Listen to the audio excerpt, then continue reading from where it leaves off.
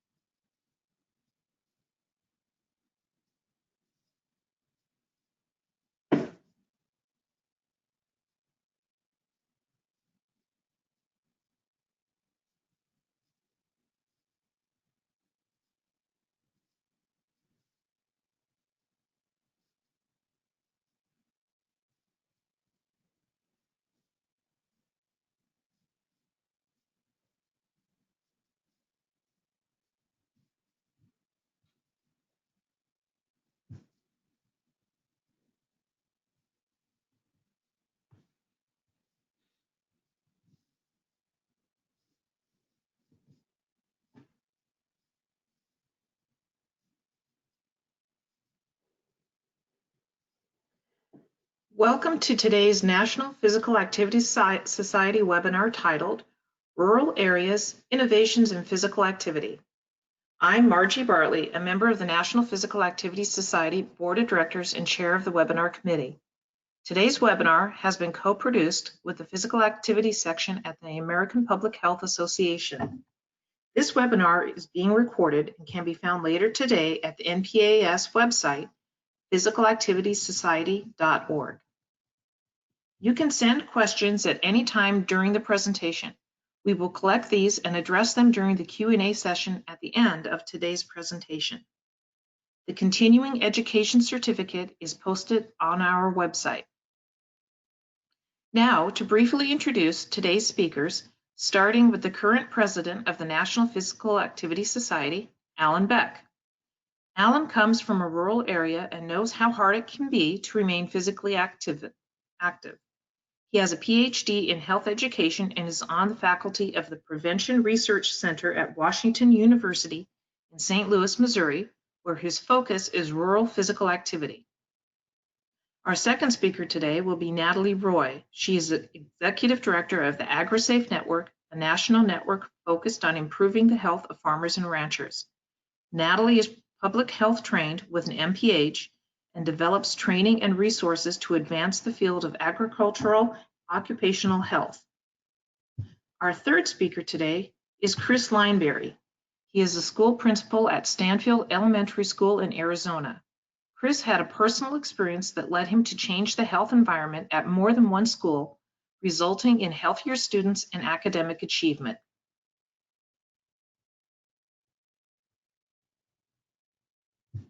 Now I'll turn it over to Alan Beck.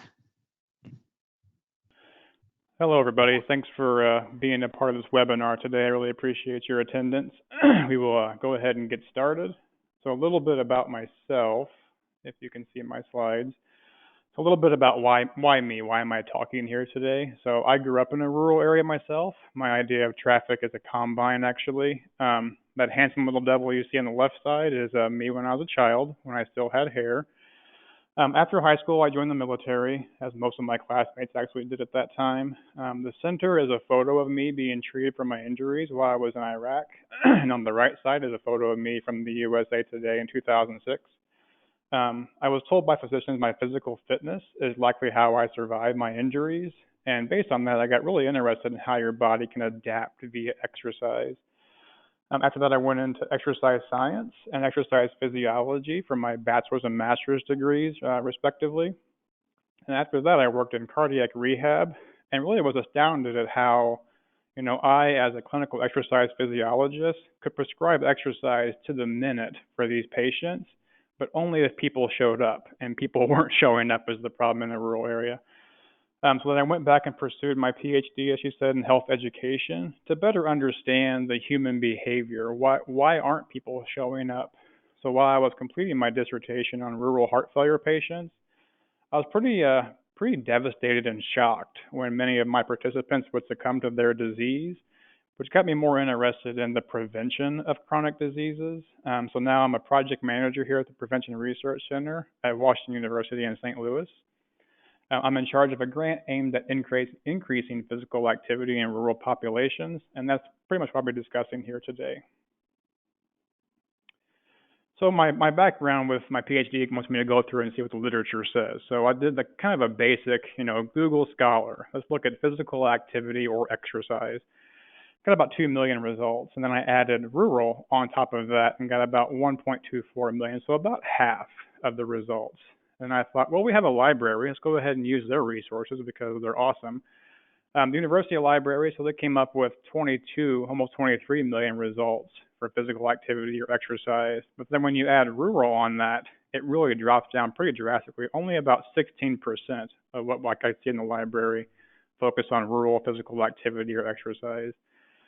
And then the study that we're taking part in right now is actually a clinical trial. So I went to their website to really see, how does rural stand out with exercise and physical activity? And turns out only about 0.5% show up in all of the actual overall studies for clinical trials focused on physical activity and exercise in rural areas. So a little more of a background, rural areas make up about 15% of the U.S. population. There's a higher prevalence of cardiovascular disease, diabetes, obesity, and certain cancers. During the early 19th and 20th century, urban areas experienced a higher mortality rate than did rural areas due to the fact they had communicable diseases spread easily in these very highly densely populated areas. At that time, it was referred to as the urban mortality penalty. So when you lived in an urban area, you're more likely to get these diseases and then die from them. However, as water quality, sewage disposal became better, mortality in urban areas dropped pretty drastically. But now with the higher levels of non-communicable, like chronic diseases, for example, being present, now they have named it a rural mortality penalty. So living in a rural area is actually a bad thing when it comes to mortality. So here I kind of just show a little graph, kind of a snapshot in time of the life expectancy gap. So if you look at large metro areas versus a rural non-metro area, the life expectancy difference between the large and the rural counties are about 2.5 years overall, and it's 2.7 years for males and 1.9 years for females. Like I said, it's really just a snapshot in time. It's not looking really throughout time. So next we'll kind of look at how does this look over time. And as you can probably see in my presentation, I love graphs. I think they're fascinating as all get out. But so this is an actual image of looking at deaths per 100,000 over time. And what you can see here is really about the 1990s-ish. But anything before that was pretty much the same, pretty similar trend in urban and rural counties. And then in the 90s, they really began to diverge from each other. And then to add a little more to this, now we'll look at like all-cause mortality. So the orange line itself is the rural line, just so you can see that. And again, about the mid-90s, it kind of begins its uptick and continues to go up, while most of them either go down or stay relatively flat. Some other lines, so percent without college has remained pretty much flat, and then poverty has also remained flat over time. Oh, there's so much to discuss about this graph, honestly. It's truly a picture is worth 1,000 words. If you look at this, the rural lower poverty is similar to the urban high poverty. So where the blue line and the orange dotted line kind of intersect there at the 2000s. But really the most drastic difference that we see here is in the rural high poverty, which is the top line, the orange line, and then the urban low poverty, which is down at the very bottom. So it's a big difference in mortality when it comes to where you live in this case, and also adding in your socioeconomic status. So why physical activity? Essentially, all of these things, I try to do my best to have the right color for each one of these diseases, represented by the color they use by their foundations, but all of these can be prevented with physical activity, basically. Further, not only can physical activity prevent these, it can also treat these. Although technically you can't prevent all-cause mortality, so because the only thing certain in life are death and taxes. So you can't really stop mortality, but you can stave it off with physical activity. This next one is just a look at kind of each area by region when it comes to the rural areas to the most urban areas and how active they are, either inactive or a percent that meet physical activity guidelines. What you see here in the green box is the South, is that there's a lot of inactivity in the South compared to other regions for rural areas especially, but really kind of overall. And then the West region, actually, rural areas are pretty active in all honesty. But really what this shows us is as a whole, this table demonstrates rural areas are generally less active or inactive compared to their urban counterparts. So this next one here kind of shows that rural areas are about a decade behind urban areas when it comes to physical activity. So about 20% now meet the guidelines in rural areas compared to 19% in urban areas in 2008. So we're about a decade behind, and we want to make sure that we deliver the most proven, up-to-date intervention possible. But we really don't know too much as to what works in rural areas because as that slide previously had shown, that there really isn't a lot of literature out there with rural areas. We tend to do what works in urban areas and try to make it work in rural areas. So we're going to get back into the project I'm a part of right now, and I know Ross Brownson, who's the principal investigator, loves the baseball analogies here, but this is one of his slides. If you build it, they will come. So it's Field of Dreams reference from 1989, which is an awesome movie, by the way. You should watch it. So we have built walking trails. People will use them, right? You would think so, but that really isn't always the case, unfortunately. To give a little background into the project, so this is Southeast Missouri, kind of called the Boot Heel region. Essentially, you can name a chronic disease, cardiovascular disease, cancer, diabetes, name a bad behavior, physical inactivity, poor nutrition. Southeast Missouri is typically among the worst in the state, sometimes in the nation in some cases. The Prevention Research Center has assisted in building roughly 40 walking trails down in this area. So we chose some of these communities, went down there. We knew we had walking trails there, traveled down to assess the trail. Some of them, they had some pretty severe flooding recently in around 2017, so a couple of them weren't in service. What we did was we paired these communities, one is control and one's intervention, and then paired them based on their demographic makeup and a few other things. And then from there, we went into our intervention sites and we were interviewing the participants there. So this is a link to the actual study that I'm talking about next, but in preparation for our multi-level trial aimed at increasing physical activity in rural populations, we did qualitative interviews first to kind of get a lay of the land and get some feedback and input from the stakeholders that were already down there. So we interviewed 32 stakeholders, for example, like health department employees and directors, parks and recreation people, chambers of commerce. Questions related mostly to their organization, the kind of history of their organization, the community as a whole, and then also kind of physical activity in their specific communities. We also interviewed 17 trail users, people that use the walking trails based on their definition of use. Questions related to, why do you use the trail? What would get others to use the walking trail with you? And then finally, the 13 non-trail users, people that just didn't identify as using the walking trails in their communities. And kind of a basic questions were like, why don't you use the trail? They're here. Why don't you use them? And then what would get you or others to use the actual walking trails? And our findings from that, I'm just going to put them all up here so you can see them easier. The findings from trail users is, when it comes to physical activity motives, it was really big that social well-being was one of the main ones. They really enjoyed being there and being with other people while they were there. And then also mental health kind of well-being from those folks. Where on the flip side, people that didn't use walking trails, if they were active, they were motivated by their own personal physical health and their own weight loss, as opposed to more of the social interconnectedness of the other folks that were there. Again, kind of not surprisingly here, trail users, when they were active with other people. They really enjoyed the connectedness of each other. to where non-trail users, if they were active, they tend to be alone.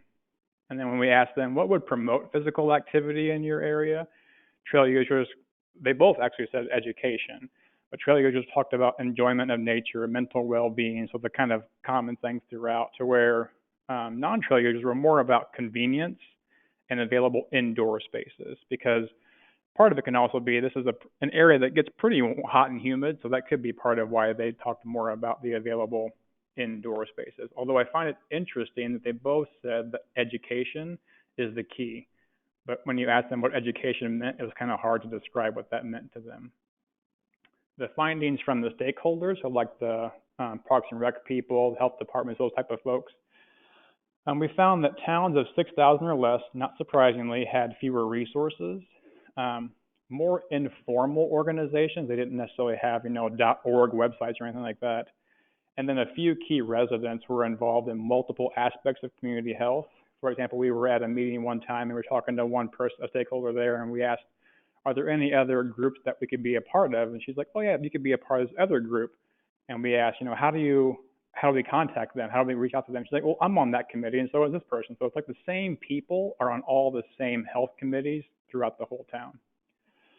Towns of about 6,000 or more tended to have greater resources, which makes more sense. An example would be they tended to have actual Parks and Rec departments, as opposed to the smaller towns. Their Parks and Rec department might be somebody who just mows the grass at the ball fields. It's very different. They also have more formal organizations. But one thing we did find, however, was that poverty rates, so even if you had a relatively large population, if you had a very high poverty rate, it tended to mitigate the resources that were there. So the actual study that we're collecting baseline data right now, that was a link to our protocol paper if you want to look at that as a real page turner. So again, we're collecting baseline data right now on a multi-level intervention in rural Southeast Missouri, and this is the protocol manuscript. The intervention is going to consist of text messaging, which is kind of the individual level thing, the walking groups, which will be kind of the interpersonal interconnectedness, and the community level will be events at local walking trails, trying to increase the use of the walking trails. We have them there. We should be able to have folks to use those. So my take-home messages is that would be disparities between urban and rural areas are definitely expanding. I think it really takes people who are passionate in this topic of rural health to really help move the needle. I know that that's why I was hired, why we hired our local coordinator as well, because we both have this passion to make sure that we're both from rural areas. We want to leave it better than we started, obviously. Get feedback from the community. Really, before you do anything in there, we need to know what their needs are. So we need to have community input for success. Not all rural communities are created equal, and we kind of found this out pretty quickly. It's difficult to generalize about rural communities, as they can be vastly different from one another. Even when they appear, they're pretty similar on the superficial level. For example, their population sizes might be similar, but one may have a really high or very low socioeconomic status compared to another community. Even though they're the same population size, it could be very different, honestly. And then, as always, I would say be prepared for plan B, C, D, so on and so forth. An example was our initial plan was to have one overarching committee directing activities in all 6 of our intervention sites. But really from the feedback that we got was the interviews led us to use coalitions in each community, because it's hard for one community in northern Southeast Missouri to tell people in the very far southern portion in the Boot Heel, this is what works for you, and vice versa, because they're not created equal. So again, you have to be prepared for all instances. And those are my references. Thank you for your time. I appreciate it. Thank you so much, Alan. We'll be passing the torch over to Natalie Roy for the next portion of this presentation. Thank you so much for the opportunity to be part of this presentation. I'm going to go ahead and talk a little bit about how AgriSafe has used innovation in trying to promote physical activity for specifically those who work in agriculture. I'm fortunate to work as executive director for AgriSafe. I've been with the program since we started in 2003. And we have a big job ahead of us because farmers and ranchers work very hard to feed the world. And they tend to do that work alone with families or other co-workers, but they don't have an HR person that's going to help them think about balancing their day. And so this is our tagline, protecting the people who feed the world. And it does involve a constant assessment of the needs of what we call producers. So those are our farmers and ranchers. So what are their needs? What are emerging issues? We do follow the model of total worker health, which is an initiative under NIOSH that recognizes that the health of a person in their employment can be impacted by many factors, and you can't just look at the obvious hazards in themselves, such as in the case of agriculture, things like machinery problems or that type of thing, hazards, but you have to look at what are the other impacting indicators that might result in poor health. So for example, if someone's sitting on a tractor all day long and not able to have much physical activity, the nature of that job can impact their health. So we follow what we call a total farmer health initiative and look at a lot of different influences. We also know that we have to train rural health professionals. That's a big part of what we do because rural health professionals may not understand agriculture. They may have very little training in rural health, but to have training in agriculture health is even not very common.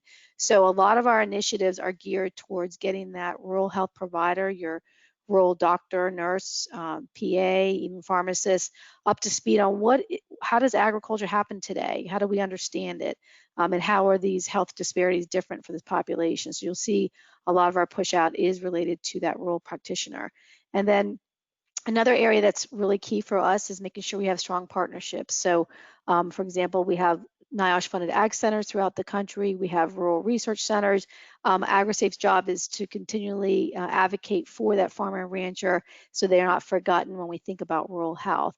And the final point you see here is to maintain a culture of readiness and organizational expectations. So that means that as emerging issues happen, we have to make sure we're ready to respond. So we do a lot of work in areas like flood recovery and even in the recent opioid epidemics. Whoop, I went a little too far. Let me go back a slide. So what is it about agriculture that concerns us in terms of folks' physical ability to do the job? Well, it does require upper and lower body strength as well as a lot of repeated twisting and turning. And because of the nature of the job, it may be that 1 week you're building a fence, and then next week you may be sitting on the tractor for 8, 10, 12 hours a day. So it's not a job that's always predictable in terms of the physical demand, but you have a lot of variation in that. So it's very hard to pinpoint what muscle groups are going to be used at one point in time. We know that in the field of agriculture that there's a high rate of injury, and there's many factors that relate to that. And a couple of these include, for example, working alone. As I mentioned before, the structure of agriculture in the U.S. is such as that you don't have a person in charge of health and safety, and yet this is the most dangerous occupation. So we have folks that are working alone. They've got shift time. It's not predictable. It could be long days, long nights. The age, it is an older population working in this field. They tend to have hearing loss. They could have visual issues. And we know arthritis is a huge problem in this particular industry, and that's why there's initiatives related to helping those who have arthritis be able to continue to farm. And finally, osteoporosis is a problem because we don't know to what degree folks are taking care of themselves in terms of bone health, and not as much emphasis on the female farmer that there should be. And that's what part of my presentation is going to be about today, is explaining why it is that we focused in, narrowed in on what it needs, what the female farmer needs to be physically successful in their work. I show this slide about the obesity because there's this myth that folks think that, oh, farmers are active, they're moving around all day, they don't struggle with obesity, and we know that's not the case. Unfortunately, there's very little data available to look at farm specific from farmers, in their prevalence of obesity, but we know that compared to those living in metro counties, that there is a higher prevalence of obesity in rural America, and that's from the Behavioral Risk Factor Surveillance Survey from 2016.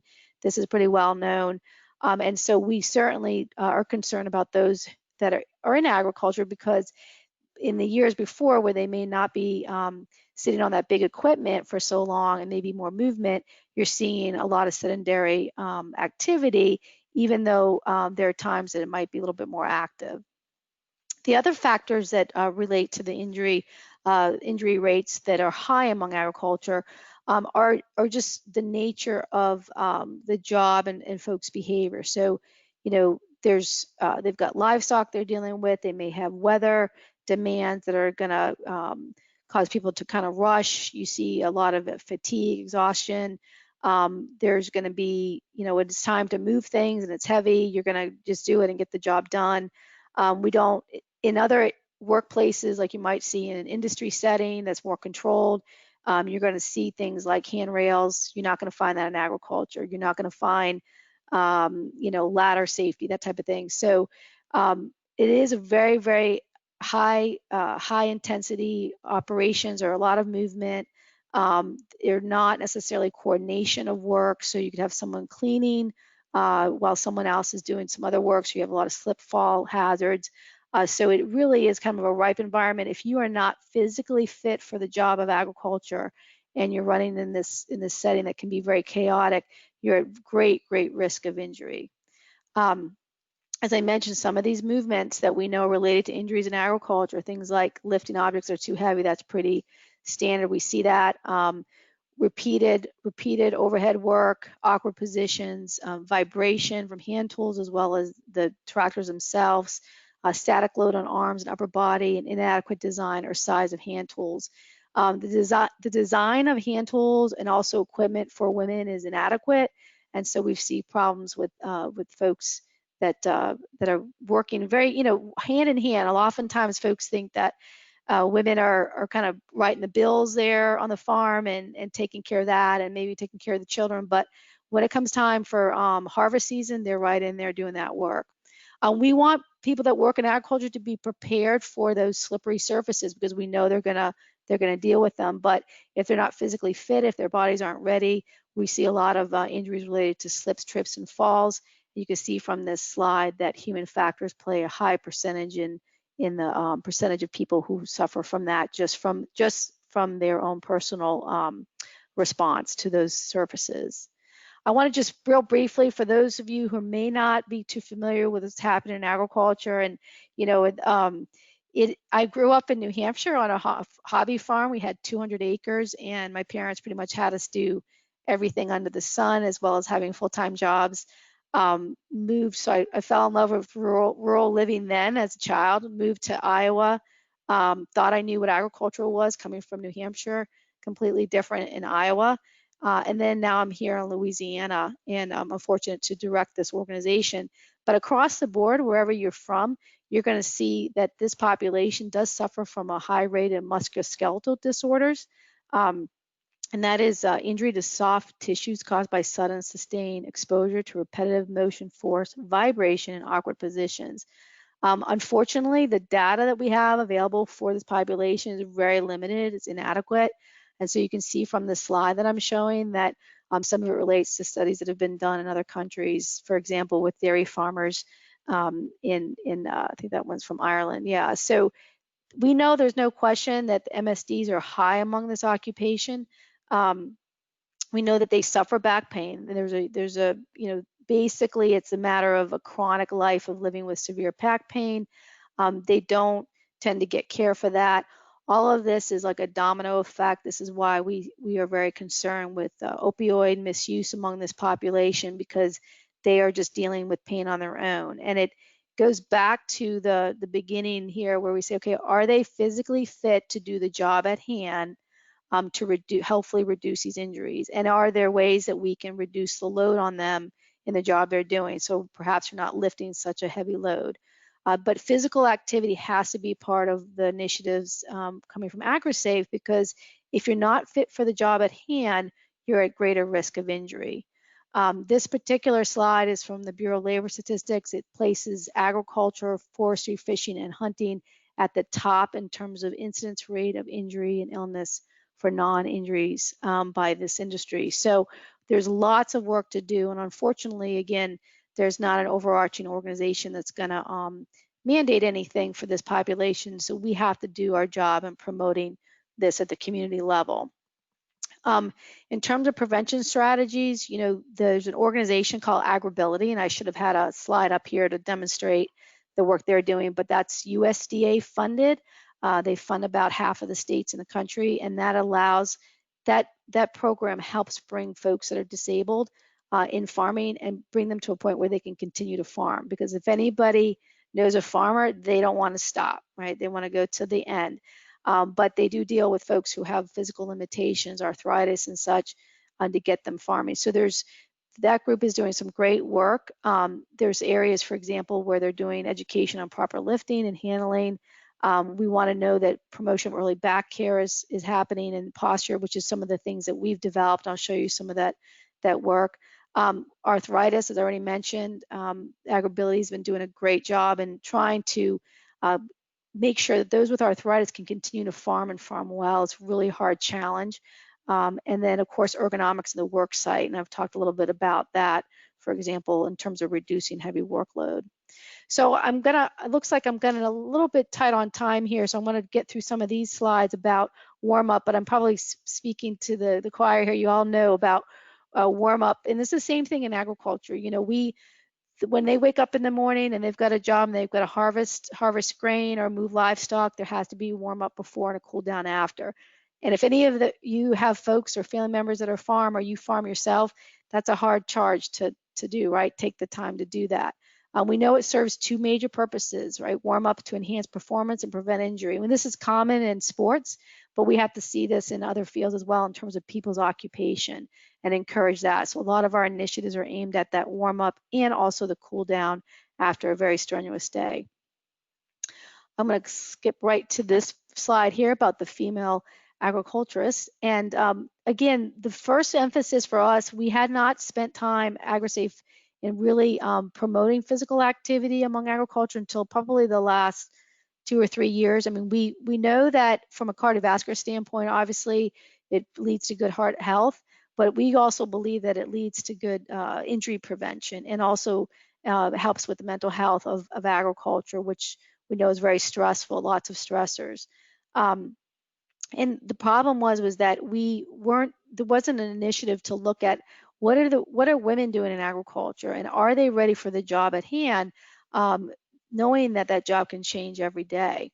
As I mentioned already, machinery is not built for women, and so we have a problem where if women don't have that core strength and they're dealing with that vibration all day long, we can see potential injury there. So we've done a lot of work in trying to assess the ergonomic risks that women face, and we have training specifically geared towards reducing ergonomic related injury. And as I mentioned with the vibration, there's lots of problem with that. So across the board, not just for the tractors, but other machinery, we know that it causes muscle fatigue, increased breathing rate, low back pain. I can't think of any other occupation than agriculture in which you have to be ready and fit for the job at hand. And yet there's very few resources available that are farm specific that people can identify with. So AgriSafe moved ahead and designed resources that contain exercises that use the same muscle groups of many farm activities. And so I'm going to go ahead and showcase some of these, and feel free to check out our website. These are downloadable for free. There's no cost to that. Also, you can find lots of trainings related to ergonomics in agriculture. So we were the first to decide, you know what, we should have yoga poses and Pilates poses that specifically match those jobs in agriculture. And so we worked hard and made sure we had, even though some of us within AgriSafe are experienced in yoga and Pilates, we made sure to have certified instructors for both. We had these pictures taken on a farm with our staff and worked really hard to think about what are these simple poses that can be done on the farm. You don't have to go to a yoga studio with a yoga mat, but what can you do to get ready for your day with yoga and also with Pilates? And what we're excited about this is that we really are trying to get people excited about being ready for the job they're doing that day and to take those exercises with them wherever they are so they can be convenient from where they are. We printed these in like hard cardstock poster size because we want people to hang them up on their barn. We want them to hang them up in their mudroom or washroom to remind them that these are activities that can help them throughout the day. And also we really wanted to kind of avoid this idea that you had to be already like a yoga expert, a Pilates expert to do this. These are very simple exercises that get people started. In that same tone, we worked on this whole initiative where we want people to be ready to farm. So this is our ready to farm resources. So what we did is we looked at some of the main activities that women do in agriculture, like fencing and stooping, and where you have total body vibration, and grain scooping and carrying calves and throwing hay. And what are those muscle groups that you're using to do that job? Getting folks to think about how all different parts of their body are being used and what they can do to be ready for that. And so hopefully through this Ready to Farm resource initiative, we'll start getting people to think beyond the idea that, well, exercise may be just good for your heart. It's good for a lot of other things as well, in terms of also your muscle strength and ability to prevent injury. We did create yoga videos. I'm not going to be able to play them here for you, but feel free to check them out on our website, where they're about 3 minutes long, and they're also, you can find them on our YouTube site, where they go ahead through and give different types of stretches for different types of wrists. So I encourage you to check those out as well.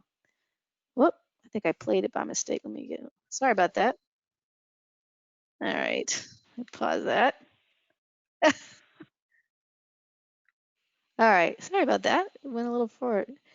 Okay. Trying to see if I can move past to the next slide here. Okay, we're in the final slide. So, yeah, this is our final slide. So AgriSafe has what we call a learning lab. So this is where you can go and listen to our trainings that we have. So we do cover a lot of other areas besides ergonomics and fitness, but you'll find some of our trainings here. You can take out a free account and listen to those. Also, again, on our YouTube, you'll be able to look at some of these videos. I just want to, emphasize this is relatively new for us. We had not invested a lot of time in the physical activity aspect of agriculture. We've had some naysayers say, well, what, you think farmers are they're gonna laugh, they're gonna do yoga? And there was some question, well, do we not call it AgriSafe yoga? Do we call it healthy stretching or something? And we decided no, we need to call it what it is, because even though it seems like there may be a sector of folks that don't respond to it, our job within AgriSafe is to promote really good exercise that we believe can advance their ability to farm well. And so we're somewhat taking a risk by using words like yoga, but we're okay with that because we think that we'll have a good response from those that are from the industry, and so far we have. So thank you so much for the opportunity to present today.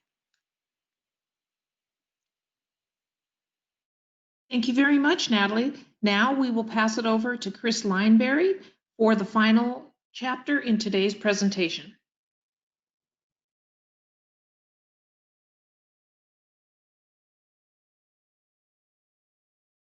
Good morning.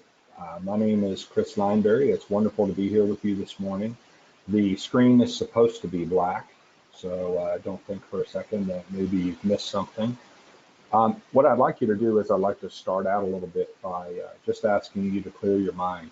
And as long as you're not driving or operating heavy machinery, if you wouldn't mind, close your eyes maybe, and imagine that you're going to be given a gift. Before I tell you about this gift, I want you to think about what it looks like. I want you to think about the way that it is shaped, how it's wrapped, and who is giving this gift to you.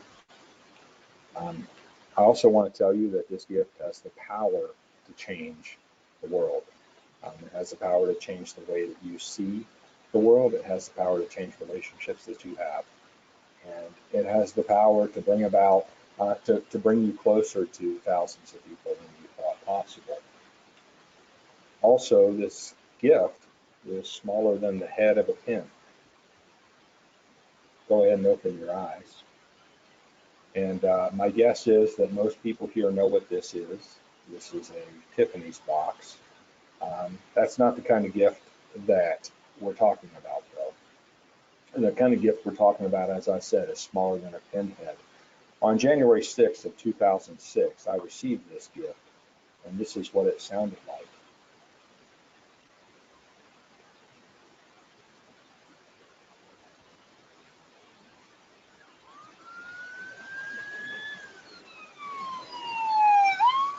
And this is what it felt like.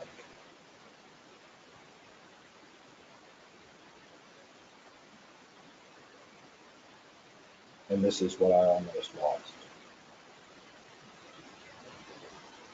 I was 35 years old, a principal for a first year, and I was having a heart attack at school.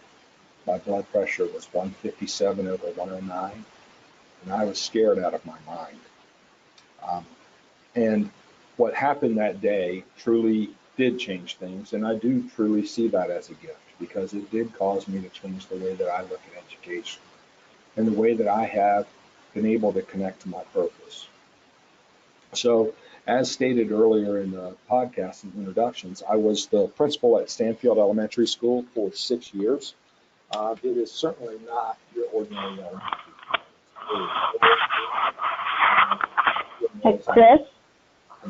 Pardon me, Chris. I hate to interrupt, but I'm having a little bit of sound trouble on hearing you clearly. I did hear your story, but it's also sounding like you're fading away. So I'm wondering if you have a microphone that you could speak more directly to. I apologize for that. Is that better? I think it's slightly better. Do folks think it's better, or are you having trouble? We'll find out momentarily. Go ahead. Okay, so I was the principal at Stanfield Elementary School for the past 6 years, and it is certainly not your typical elementary school.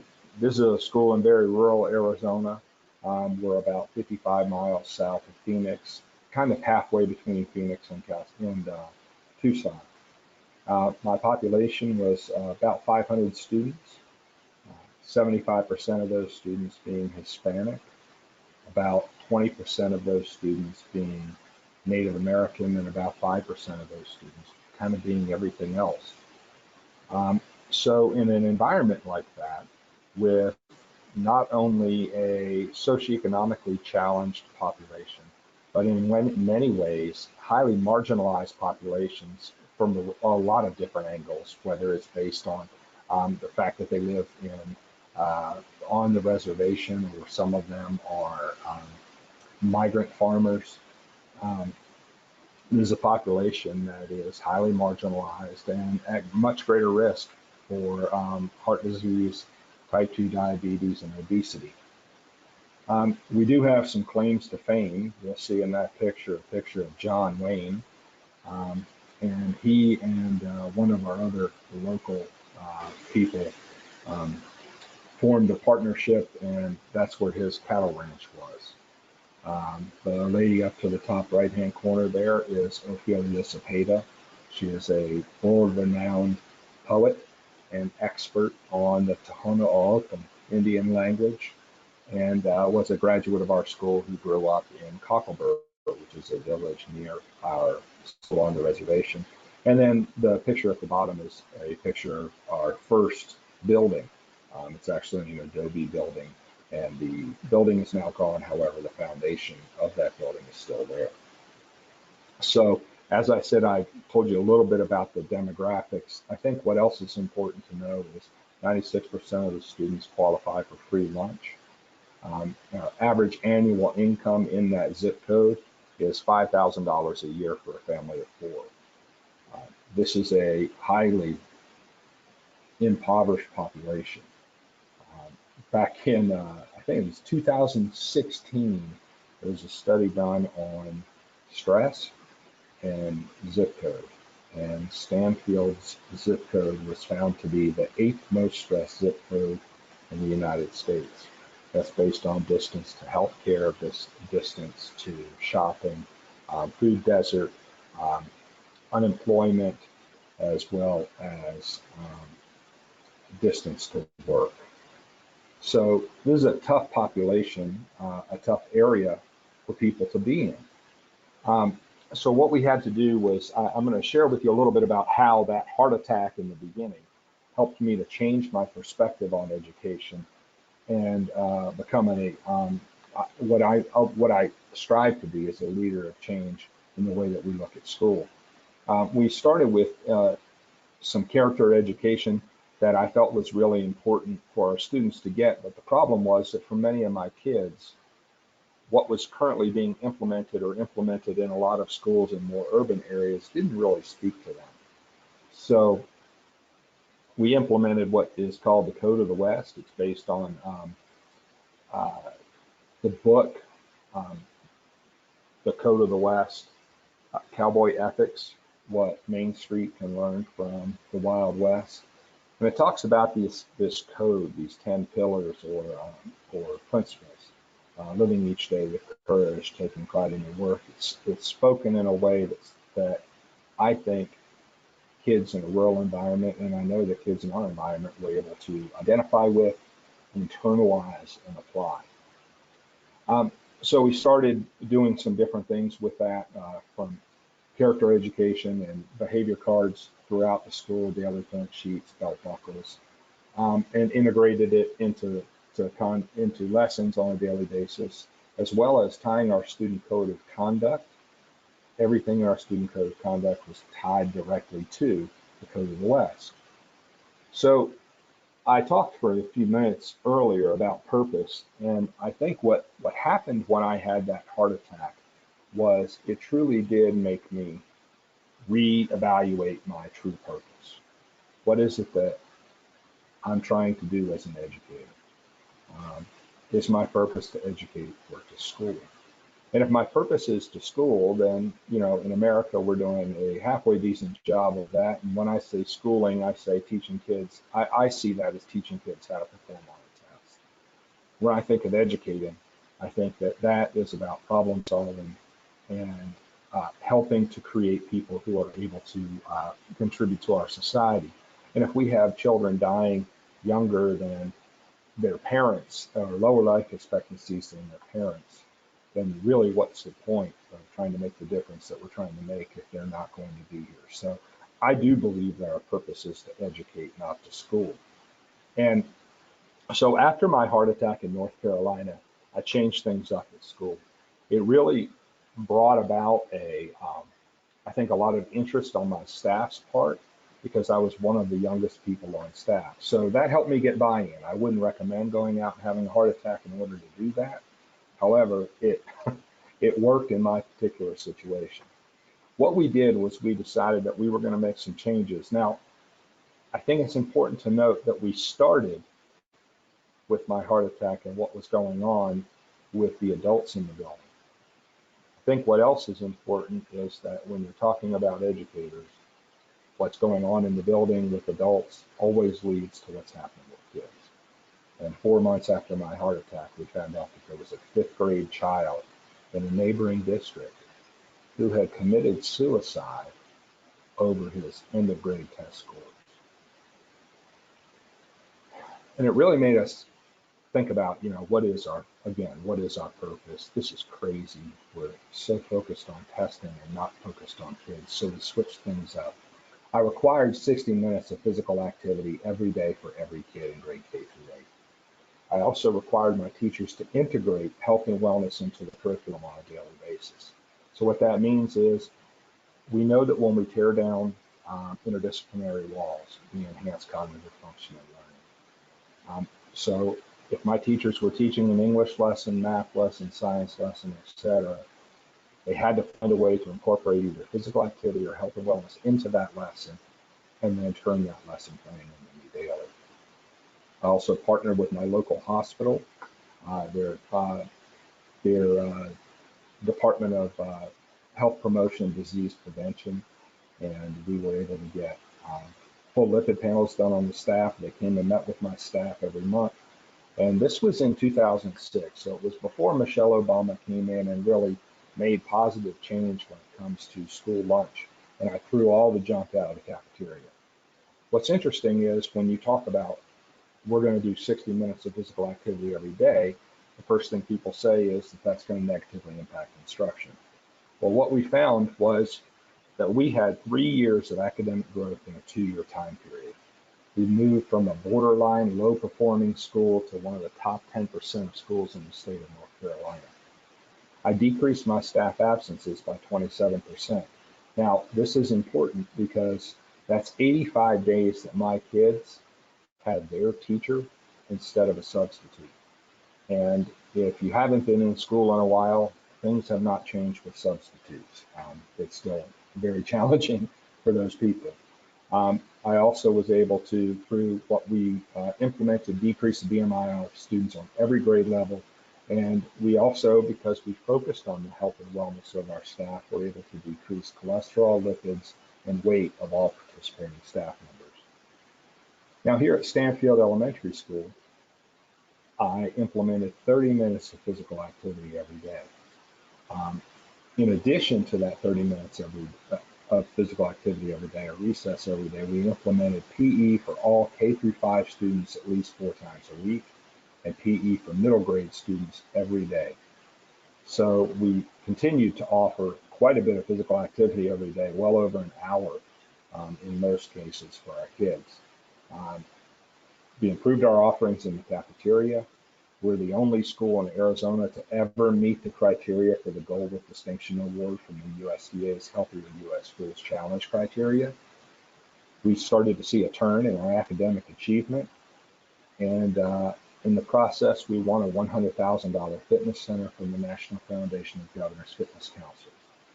So these are a couple of pictures I thought were great. You'll see the bottom right-hand corner is a picture of our governor, Governor Doug Ducey, with Jake Steinfeld. When you hear that name, it may not ring a bell. However, if I say Body by Jake, that might ring the bell. Jake and Governor Ducey are the ones who came out and delivered the fitness center, which you'll see up in the top left-hand corner. In the top right-hand corner are some of the vegetables that we pulled from our school garden. And in the bottom right-hand corner is a picture of our sheriff, Mr. Tom Root from Hot Sports, one of our senators, and Jesus Mendoza from the USDA, when we're being presented with the only Gold with Distinction Award from the USDA in the history of Arizona. So a couple of things to think about as you look at how to implement change in schools that cost zero money and are fairly easy to do.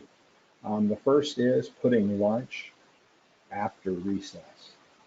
What happens when we have lunch after recess is we have 2 things happen. One, we have an increase in food consumption by kids. They come into the cafeteria, they sit down, they eat. My kids have between 25 and 30 minutes to eat lunch every day because nobody wants to eat in 10 minutes, as many schools require kids to do. The second thing is you have less kids getting sick out on the playground because they're eating lunch after they've gone out to play, not before. With recess, I don't schedule it. I allow my teachers to drive that discussion. They know best what fits in their classroom day, and I would hate for a teacher to miss a teaching opportunity because they have to take the kids out to recess. At the same time, if they look out and your kids are comatose, I think it's important they get them up and move. Physical education, we made that a priority in our district. Whenever we did food service management companies, that FSMC, and put out our request for proposals, we told them what we wanted from them instead of having it be the other way around. And what we told them was either you provide us with Gold with Distinction level service and opportunity, or we're going to go somewhere else. And then incorporating brain breaks every day. I'll end with this next couple of slides here. This will be very quick, but in 1956, it was considered to be medically impossible to run the mile in under 4 minutes. In fact, they said that if you did it, you would die. I can tell you that for me, it's still probably medically impossible to run the 4-minute mile. However, Roger Bannister did it in 1957. He was the first one to break that mark. By the end of 1957, 16 people had broken the mark. And what happened during that time was running the 4-minute mile didn't get easier. running the 4-minute mile got possible. And if schools like mine that serve an underserved population with limited resources can make the changes that we were able to make at Stanfield, then there are schools across our country who I know, one, are already doing it, and two, if they aren't and have the desire to do so, can make that happen. My challenge to you today would be to go out and run that 4-minute mile. Do what others say can't be done, and incorporate health and wellness, physical activity into what we do in school every day. And this is my last slide. This is just different ways to follow us or get in touch with us. And I have 2 podcasts that I do as well. So that wraps up my presentation. I want to thank you for the time to talk with you this morning and appreciate the opportunity. Thank you so much. And thank you to all of our presenters today. And this concludes the National Physical Activities Society's webinar for today. We will now move to the Q&A portion. And Pam, NPAS's Executive Director, and myself will direct the questions. I am not. Hi, Margy. Yes. Yeah, I'm not seeing any questions that relate to the topic. We did have a couple of questions earlier with folks who were having some technical issues. If you have questions for our presenters, we have about 5 minutes left, and we welcome those to pitch to them while we have them here. Just a couple of comments, Margy, and maybe you and I could discuss this while we're waiting, but I'm just thinking about how varied and how certainly intense each of these presentations seem to be. They each touched on something that was both interesting to listen to and also tells you about the variety of activities that are going on in rural areas. I agree. I thought that was incredibly fascinating, each different aspect and all of the things that are going on that bring greater awareness to opportunities. So I am sending out with the follow-up email message to all who've been registered for today's webinar. That includes those who attended and those who did not. There will be a link to this recording, and we are posting resources and links to resources on our website. So Natalie Roy mentioned several resources in her presentation that we can then link directly to with the AgriSafe. We'll also have slides from the presentations in a PDF format and the continuing education certificate as well. I'm still not seeing any questions, Margy, so I think maybe we can thank our panelists and wrap up. Yes, I agree. I don't see any on my end either. So thank you so much, Chris, Natalie, and Alan, for your time today. Thank you. Thank you so much. Thanks, everyone.